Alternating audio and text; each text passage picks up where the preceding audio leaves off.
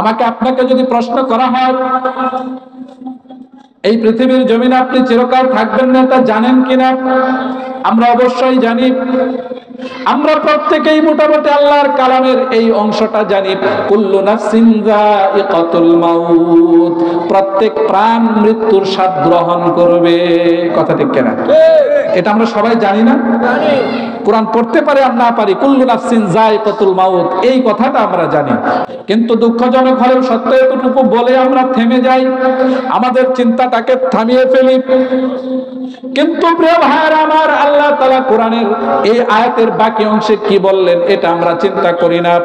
আল্লাহ বললেন, ওয়া ইন্নামা তুওয়াফাউনা উজুরাকুম ইয়াউমাল কিয়ামাহ ফামান যুহজিহা আনিন নারি ওয়া উদখিলাল জান্নাতা ফাকাদ ফাযা ওয়া মাল হায়াতুদ দুনিয়া ইল্লা মাতাউল গুরুর।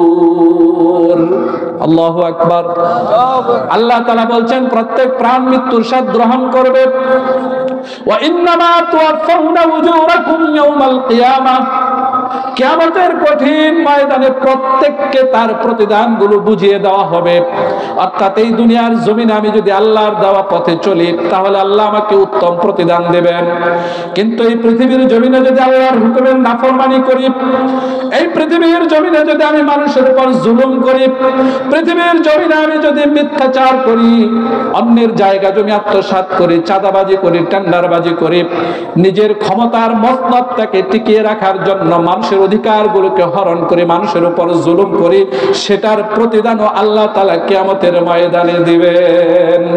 ওয়া ইন্নামা তুওয়াফাউনা উজুরাকুম ইয়াউমাল কিয়ামাহ, প্রত্যেককে তার এই দুনিয়ার জীবনের কৃতকর্মের প্রতিদানগুলো সেদিন পেশ করা হবে।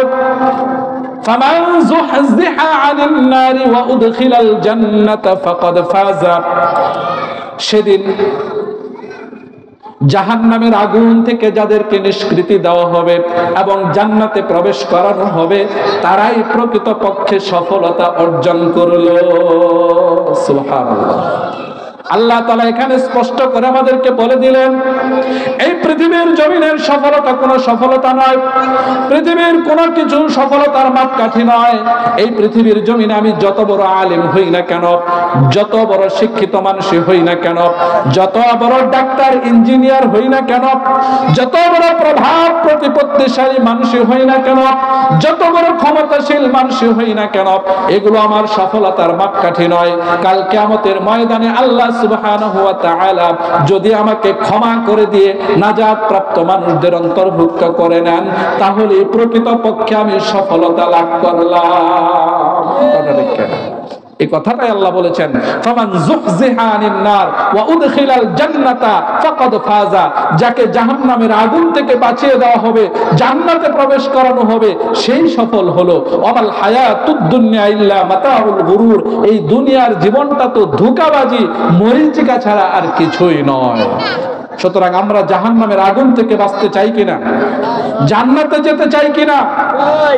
জান্নাতে যেতে হলে আল্লাহ যে জান্নাতের পথ দিয়েছেন, যে পথ অবলম্বন করতে বলেছেন, ওই পথ আমাকে অবলম্বন করতে হবে। কথা ঠিক কিনা? যদি আমাকে প্রশ্ন করা হয় আল্লাহ কি উদ্দেশ্য নিয়ে আমাকে আপনাকে পাঠিয়েছেন, আমরা এটাও খুব ভালোভাবেই জানি।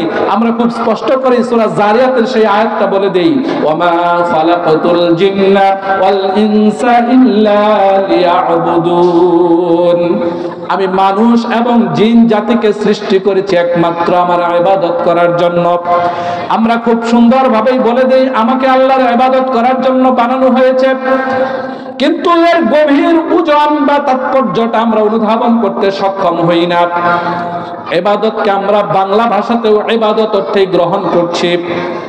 আমি মনে করি সালাত আদায় করা, সিয়াম পালন করা, 5 ওয়াক্ত সালাত আদায় করলাম, রমাদান মাসে সিয়াম পালন করলাম, যাকাতের সুযোগ থাকলে যাকাত দিলাম, কুরবানির সময় কুরবানি করছি, সাদাকা করছি, এগুলোই মনে হয় আল্লাহর ইবাদত। কিন্তু আমি যে ব্যবসা কার্য পরিচালনা করছি, আমার অর্থনৈতিক জীবনটা কিভাবে পরিচালিত হচ্ছে এটা নিয়ে আমি চিন্তা করছি না। আমার পরিবারের মধ্যে পর্দার বিধান বাস্তবায়ন হচ্ছে কিনা এটা নিয়ে আমার কোনো ফিকির নাই। আমার সমাজের মধ্যে যে অন্যায় গর্হিত কাজগুলো সংগঠিত হচ্ছে এগুলো প্রতিরোধ করার কোনো চিন্তা আমার নেই। এই সমাজের যে অবনত নৈতিকভাবে অধঃপতিত যে নেতৃত্ব আমাদের সমাজে প্রতিষ্ঠিত রয়েছে, এই জায়গায় আল্লাহর ভয় যাদের অন্তরের মধ্যে রয়েছে, আল্লাহ ভীতু মানুষদেরকে নেতৃত্বে নিয়ে আসার কোনো চিন্তা আমার মধ্যে কাজ করছে না। আল্লাহর জমিনে আল্লাহর দ্বীনকে পরিপূর্ণভাবে প্রতিষ্ঠার চিন্তা আমার মাথায় নেই, আল্লাহর দ্বীনকে বিজয়ী করার চিন্তা আমার মাথায় নেই। তাহলে বুঝতে হবে আমি ইবাদতটাকে শুধুমাত্র আনুষ্ঠানিক কতিপয় কাজের মধ্যে সীমাবদ্ধ করে ফেলেছি। ইবাদতের মূল অর্থ, মূল তাৎপর্যটা আমি বুঝতে সক্ষম হই না। এই কথা ঠিক কিনা? প্রিয় ভাইরা আমার, আল্লাহ তাআলা ঘোষণা করে দিলেন, ফাইদা কুদিয়াতিস সালাতু ফান্তাশিরু ফিল আরদি ওয়াবতাগু মিন ফাদলিল্লাহ। যখন তোমাদের নামাজ শেষ হয়ে যাবে তোমরা জমিনে ছড়িয়ে ছিটিয়ে পড়ো এবং আল্লাহর অনুগ্রহ অন্বেষণ করো।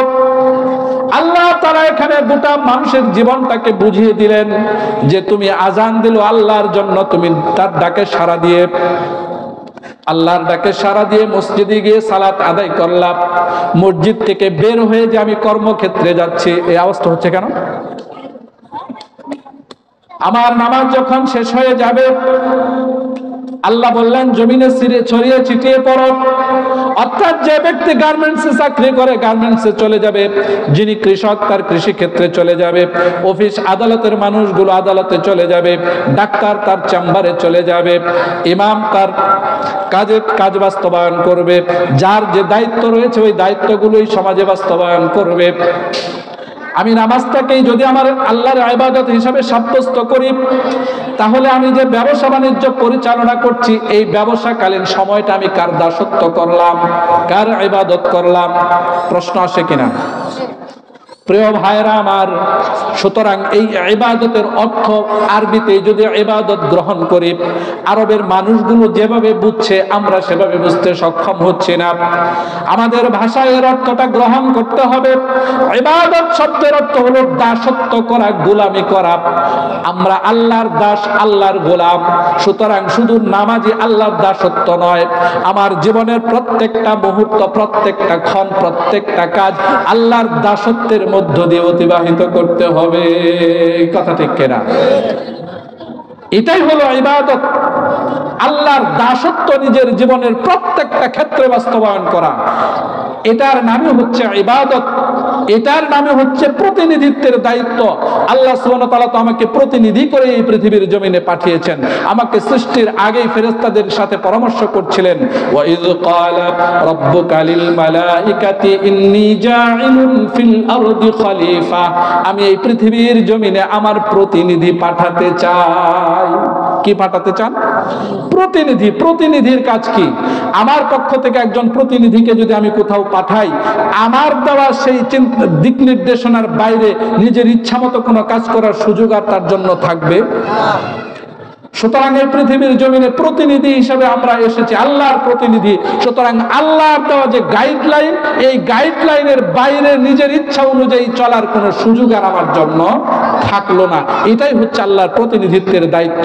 আল্লাহর দেওয়া এই প্রতিনিধিত্বের দায়িত্ব কাঁধে নিয়ে জীবনের সকল ক্ষেত্রে, মানব জীবনের সকল স্তরে, ব্যক্তি জীবন, পারিবারিক জীবন, সামাজিক জীবন, রাষ্ট্রীয় জীবন, আমার অর্থনীতি, আমার সংস্কৃতি, আমার শিক্ষা, সকল ক্ষেত্রে আল্লাহর দেওয়া সেই গাইডলাইন পবিত্র কোরআনুল কারীমের বাস্তবায়নের প্রচেষ্টার নামই হচ্ছে আল্লাহর প্রতিনিধিত্বের দায়িত্ব পালন করা, আল্লাহর দাসত্ব কায়েমের প্রচেষ্টা করা। এটার নামই হচ্ছে ইকামতে দ্বীন। সুবহানাল্লাহ।